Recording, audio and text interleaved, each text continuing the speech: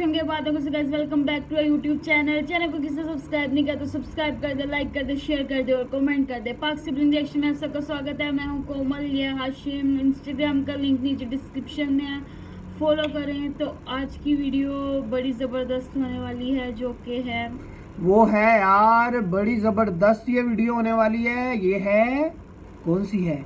ये है कल जो हमने वीडियो की थी, top 10 crazy stories from Indian history part 2। Part 1 भी जाकर देख लो, ज़बरदस्त मिल जाएगा, उसमें जाकर ज़रूर प्यार देना। स्टार्ट कर लेते हैं, लेट्स स्टार्ट। सर, पर एक बेसिक सी क्वेश्चन है कि जब मोहनजोदारो हड़प्पन सिविलाइजेशन का प्रोग्रेस हुआ था, हाँ, तब रेस्ट ऑफ इंडिया में क्या हो रहा था? मतलब साउथ इंडिया में क्या हो रहा था, बंगाल में क्या हो रहा था? अब हमें धीरे धीरे आर्कियोलॉजिकल एविडेंस मिल रहा है कि ये जो हड़प्पन फेज था हमारा सिविलाइजेशन का, वो सिर्फ सप्त सिंधु में कंसंट्रेटेड नहीं था। उस टाइम पे गंगा वैली में भी उतना ही था, लेकिन हमने कुछ एक्सप्लोर नहीं किया है आज तक। हमने आर्कियोलॉजिकल रिसर्च नहीं किया है। पिछले 70 ईयर्स से इंडिया में कुछ रिसर्च हुआ ही नहीं है हिस्ट्री के बारे में, आर्कियोलॉजी के बारे में बहुत कम हुआ है। 99.9% हमारा आर्कियोलॉजी अभी भी छुपा हुआ है बिलो द अर्थ।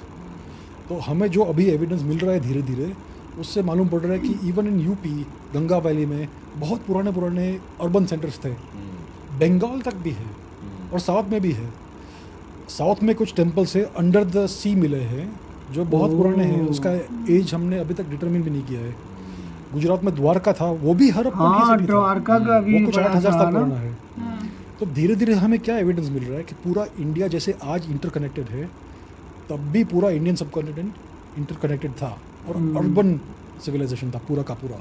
आपको ये लगता है कि रामायण महाभारत असल में हुए होंगे? अब जो कहा जाता है हमारे टेक्स्ट बुक्स में कि ये सब मिथ है, लेकिन ठीक है, अगर मान लो कि ये मिथ है, ठीक है, तो हमें एविडेंस क्यों मिल रहा है? अब महाभारत में एक एपिसोड है, एक इंसिडेंट है।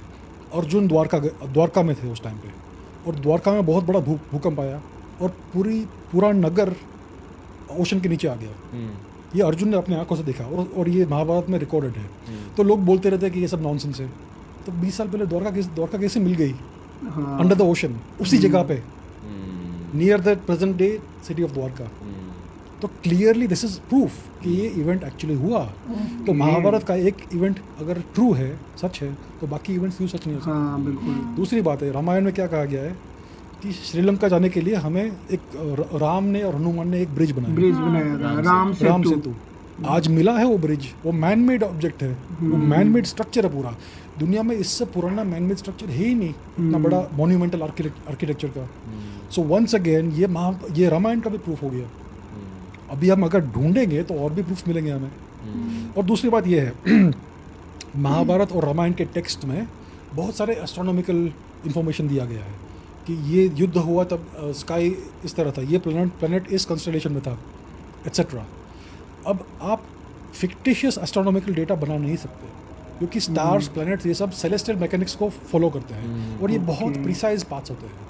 सो क्लियरली ये सब जो डेटा है, बहुत सारा एस्ट्रोनॉमिकल डेटा है रामायण में और महाभारत में, ये क्लियरली जेन्युइन ऑब्जर्वेशनल डेटा है, ये फिक्टिशियस डेटा नहीं है। तो क्या करना चाहिए हमें कि हमें एक टीम ऑफ साइंटिस्ट को इकट्ठा करना चाहिए और इसको एनालाइज कीजिए। आज सॉफ्टवेयर्स भी पॉसिबल सब मिलते हैं जिससे हम इसको एनालाइज कर सकते हैं, तो उससे हमें प्रिसाइज डेट्स मिल जाएंगे। किसी को करना चाहिए, we need funding for that. हाँ, वो गवर्नमेंट से फंडिंग शायद नहीं मिल रही है आर्कियोलॉजी के लिए या रिसर्च के लिए। इन सब रिसर्च के लिए नहीं मिल रही है, लेकिन इट इज़ 100% रियल। महाभारत और रामायण दोनों 100% रियल है। हमें आर्कियोलॉजिकल प्रूफ मिला है द्वारका का और राम सेतु का, और ये आर्कियो एस्ट्रोनॉमिकल जो डेटा है बुक्स टेक्स्ट के अंदर, उससे एग्जैक्ट डेट्स मिल सकते हैं। और मतलब अगर हम मोहनजोदारो हड़प्पा की बात कर रहे हैं, हाँ। तो एक एक्सटेंशन स्टोरी भी उससे अटैच्ड है कि वहाँ आर्यन इन्वेजन। चलो पॉइंट 3 सर, कुछ आर्यन इन्वेजन के बारे में बता। हाँ, तो क्या कहा जाता है कि कुछ 3-3,500 साल पहले यूरोप से कुछ वाइट स्किन्ड लोग आए, आर्यंस, और इन्होंने इंडिया में इन्वेजन किया। उस टाइम पे कहा जाता है कि हड़प्पन सिविलाइजेशन द्रविडियन सिविलाइजेशन था, ठीक है। ये आर्यंस आए, उनको सबको उड़ा दिया, मार दिया सबको, उन सबको साउथ इंडिया जाने को फोर्स किया और ये लोग बाकी नॉर्थ इंडिया में बस गए। तो इसके लिए जो नॉर्थ इंडियन लैंग्वेजेस है, संस्कृत लैंग्वेजेस, हाँ, संस्कृत एक आर्यन चीज़ है, कहा ये थियरी में कहा जाता है कि Sanskrit is an Aryan language, Hinduism is a Aryan religion. और ये भी कहा जाता है कि आर्यन कहाँ से है, यूरोप के बाहर, जो सेंट्रल यूरोप का हिस्सा, यस, ईस्टर्न यूरोप, यूक्रेन के हाँ। आसपास की बात की जाती है इसके कि अंदर। वहाँ से आए थे। हाँ। पर एक्चुअली आजकल की थियरीज कहते हैं कि नहीं, हम वहाँ गए। एग्जैक्टली। ओह आप एक्सटेंड कर दोगे? अभी देखिए क्या है कि मैं अभी हैप्लोग्रुप्स की बात की थी, जेनेटिक लीनिएजेस, वंश के बारे में। तो एक स्पेसिफिक मेल वंश है जिसको बोला जाता है R1A1A। ये बहुत एक स्पेसिफिक मार्कर है, जेनेटिक मार्कर, और ये एक एक्सटेंडेड फैमिली है जिसकी शुरुआत कुछ 17, 18, 20 हज़ार साल पहले, सॉरी। तो इसका ओरिजिन इंडिया में है, क्योंकि इंडिया में सबसे ज़्यादा डाइवर्सिटी है इस पर्टिकुलर हाँ। वंश की। लेकिन इसका कंसंट्रेशन इंडिया में है, इंडियन सबकॉन्टिनेंट में है और यूरोप में है, यूरोप। और इसका ओरिजिन इंडिया में है। अब लोग इसको डिस्प्यूट करते हैं, लेकिन अभी और रिसर्च हो रहा है, और दूध का दूध पानी का पानी हो जाएगा बहुत जल्दी। Okay. So clearly genetic evidence है कि इंडिया से निकला है ये, और लिंग्विस्टिक एविडेंस है कि जो सबसे पुरानी इंडो यूरोपियन लैंग्वेज है वो संस्कृत है। संस्कृत। जो सबसे पुरानी लैंग्वेज है वहीं से सब कुछ निकला होगा। सो बहुत, और अगर ये आर्यन इन्वेजन की बात करते हैं कि ये लोग आए और इन्वेड किया, सबको हरा दिया, तो भाई कुछ दिखाओ उसका एविडेंस, आर्कियोलॉजिकल एविडेंस। हाँ, कहाँ पे आर्यन- लड़ाई हुई थी, आर्यन कहाँ पे युद्ध इन्वेजन हुआ में था, हमने नहीं कौन सा पढ़ा सिटी हुआ डिस्ट्रॉय था किया, ना? किधर First इतनी सारी time लाशें सुन मिली, रहे हैं। एक भी एविडेंस नहीं है इन्वेजन का। तो फिर इन्होंने स्टोरी को चेंज किया कि इन्वेजन नहीं था, माइग्रेशन था। अच्छा। तो माइग्रेशन का भी कुछ एविडेंस नहीं है। अगर माइग्रेशन भी होता है तो आर्कियोलॉजिकल रिकॉर्ड में आपको कल्चरल चेंज दिखेगा, अलग टाइप, अलग काइंड ऑफ आर्किटेक्चर, अलग अलग चीज़ें, ऐसा कुछ भी नहीं है। ओके। 10,000 साल से सेम कल्चरल कंटिन्यूटी है आर्कियोलॉजिकल रिकॉर्ड में। सो इन्वेजन का भी ज़ीरो एविडेंस है, माइग्रेशन का भी ज़ीरो एविडेंस है। और अगर जेनेटिकली आज हम एक दूसरे को एनालाइज करेंगे तो north India, south India, east India, waste India, सब में लोगों का सेम जेनेटिक्स है। स्किन कलर साउथ में थोड़ा डार्कर है क्योंकि it is near the equator, और हम हज़ारों साल से रह रहे हैं, लेकिन जेनेटिकली हम सब सेम जेनेटिकली सब सेम है। कुछ सिग्निफिकेंट डिफरेंस है ही नहीं नॉर्थ मींस इंडिया। हम आप भी जेनेटिकली सेम कश्मीर है। में लोग की काफ़ी पेल स्किन है, तमिलनाडु में मोस्टली लोगों की डार्क स्किन है, लेकिन जेनेटिकली फिर भी लोग सेम है। जेनेटिकली हाँ लोग। अफगानिस्तान के पश्तून लोग भी हमारे जैसे ही है जेनेटिकली, और गुजरात के लोग और बंगाल के लोग भी सेम है जेनेटिकली। देखा हम तो तो genetically there is no evidence of any invasion of any kind, वरना आपको जेनेटिक डिफरेंस मिलेगा। सो अगर आप साइंटिफिकली देखेंगे, जेनेटिकली देखेंगे, आर्कियोलॉजिकली देखेंगे, लिंग्विस्टिकली देखेंगे, जीरो एविडेंस ऑफ इन्वेजन और माइग्रेशन। लेकिन there is a lot of evidence कि हम इंडिया से बाहर गए थे यूरोप में, ये Chronologically. Okay okay. तो ये बात है। लेकिन ये पॉपुलर थियरी नहीं है, क्योंकि जो मेन स्ट्रीम हिस्टोरियंस है they want to push the Aryan invasion theory, आज भी उसको ट्राई कर रहे हैं। तो मैंने एक बहुत ही इंटरेस्टिंग चीज़ पढ़ी थी हाल ही में। बेसिकली अगर आप वर्ल्ड वॉर 2 के बारे में पढ़ोगे तो वहाँ जूस को प्रोसिक्यूट किया गया। हाँ, कहा गया कि नहीं, जूस बुरे हैं और उन्हें कॉन्सेंट्रेशन हाँ, यहूदियों को किया गया था। उन्हें हाँ। मैनुअल लेबर करवाया गया। हिटलर जूस ने के साथ हिटलर साथ ने एक किया और था। छोटा सा माइनॉरिटी ग्रुप है जिसका नाम है रोमानी। रोमानी। और रोमानी की प्रोसिक्यूशन यूरोप में बहुत सालों से हो रही है। आज भी रोमानी लोग पाए जाते हैं। आई थिंक बिल्कुल। कौन है वो, बैटमैन बिगिंस या वो एक्टर ना, बहुत फेमस एक्टर है। चार्ली चैपलिन रोमानी था, चार्ली चैपलिन। पाब्लो पिकासो रोमानी था। बहुत लोग हैं जो रोमानी है, लेकिन ये जानते नहीं है। एल्विस प्रेस्ली रोमानी था। रोमानी Yes. बहुत आज के मतलब कोई यूरोपियंस को अगर आप देखोगे ना, कोई वाइट पीपल, अमेरिकन को आप देखोगे, इंडियन देखेंगे वो हाँ लोग। थोड़े से इंडियन दिखते हैं। तो लोग कहते हैं कि एक्चुअली Okay. इनके ओरिजिन सिंध में है, ये सिंधी थे। ये आपको रोमानी के बारे में कुछ पता? अगर आप रोमानी भाषा को सुनेंगे तो it sounds like Gujarati, Rajasthani, Punjabi, western Indian language जैसी है। इसका ओरिजिन क्लियरली संस्कृत में है, ये तो हर कोई मानता है। अगर आप यूरोप का कल्चरल हिस्ट्री देखेंगे पिछले 1000 ईयर्स का, 1000 साल का, बहुत सारा रोमानी कंट्रीब्यूशन है। आपको मालूम है फ्लैमेंको डांस और म्यूजिक रोमानी है। हाँ ओके। स्पेन का जो सिग्नेचर कल्चर है ये रोमानी कल्चर। वो जो जिंदगी ना मिलेगी दोबारा में दिखाया। हाँ, वही चीज़। सेन्योरिटा। हाँ, रोमानी म्यूजिक। सेनोरिटा वाला। टर्की में एटलीस्ट 5% लोग रोमानी है। ओह। उनका डिस्टिंक्टिव आर्ट है, डिस्टिंक्टिव म्यूजिक है। यूरोप में हर देश में आपको रोमानी मिलेंगे, लेकिन यूरोप में बहुत परसिक्यूशन होता है रोमानी लोग का। आज भी लोग उन पर उनको मिसट्रीट करते हैं। उनको मार्जिनलाइज किया गया है, उनको सेम राइट्स नहीं मिलते। बहुत सारे रोमानी लोग स्टेटलेस है, उनके पास पासपोर्ट नहीं है Stateless देश है। के। ओके, ये लोग एक देश से दूसरे देश उनको माइग्रेट करना पड़ता है continuously. So they live nomadic lives.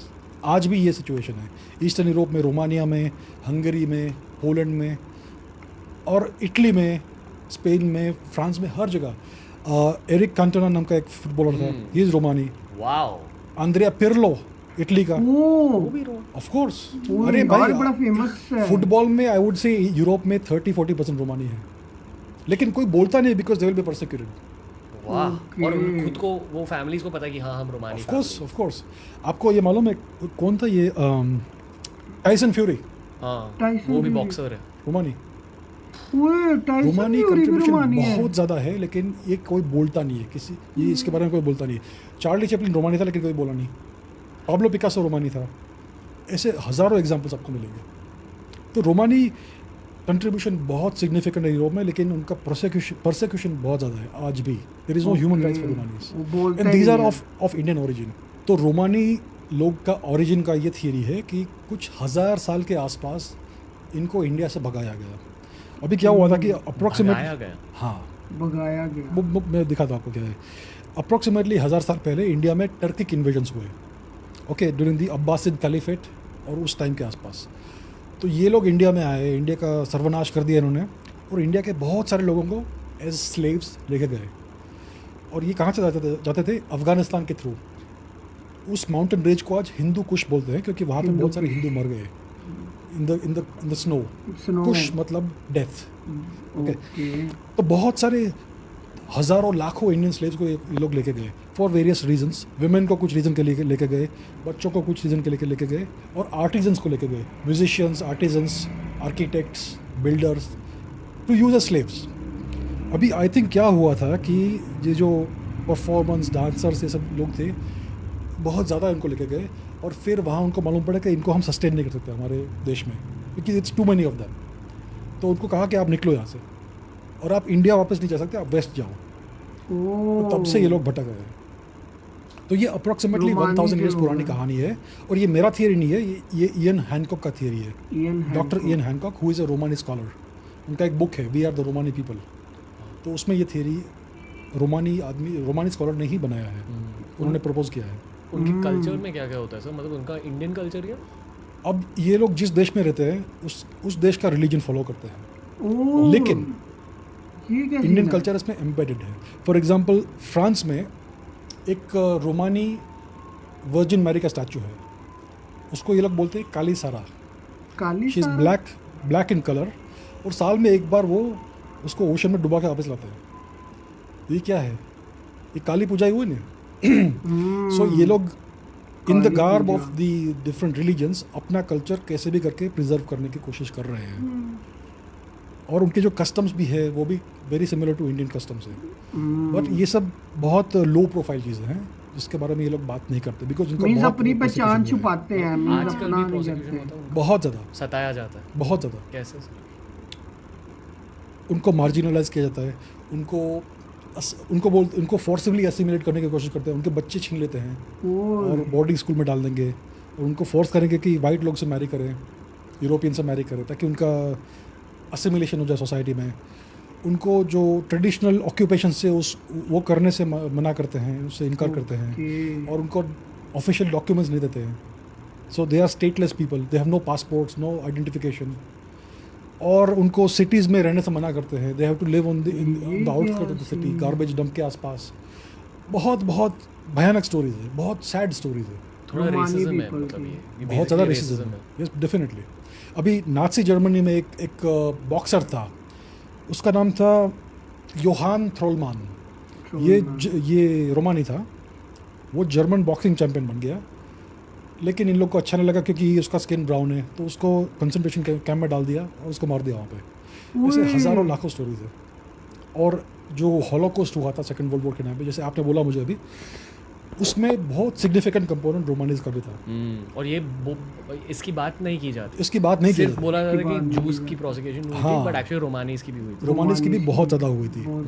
अभी जितने जूस मरे, कुछ 6 मिलियन के आसपास, एटलीस्ट 1 मिलियन रोमानी तो मरे ही होंगे। तो बहुत बड़ा रोमानी कंपोनेंट है, लेकिन इसकी बात कहीं होती नहीं है, इसका कहीं मेमोरियल भी नहीं होता।